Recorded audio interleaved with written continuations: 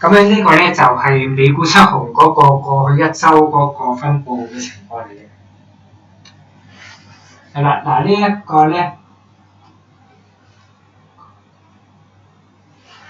嗱呢一個咧就係美股七雄嘅情況啦。你會見到啦，過去一週咧，嗱過去一個星期，基本上咧呢一個咧，過去一個星期啦，近啲。係啦，嗱你見到星期一、二咧，基本上咧都係好倉為主嘅，基本上七雄咧都係全部都係做好嘅為主啦，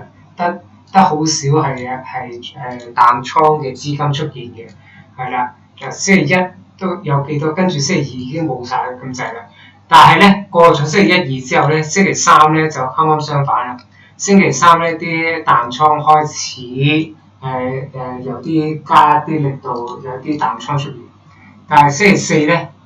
又變翻橫行局面多，連Apple 同 UNH 都變咗橫行，係啦。跟住咧，依家連埋星期五咧，連埋 Tesla 都橫行埋，所以嚟緊咧，好明顯你從星期一至到星期五呢一個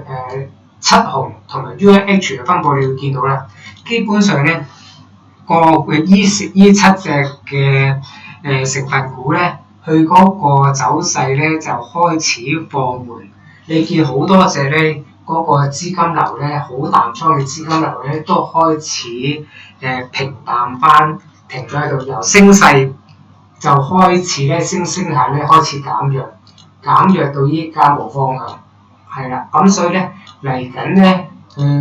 有機會咧美股嗰個走勢咧就會慢慢放緩翻，就唔會好似咧上星期咁樣咧去升得咁強勁。有可能咧就會開始波動，升下跌下咁樣。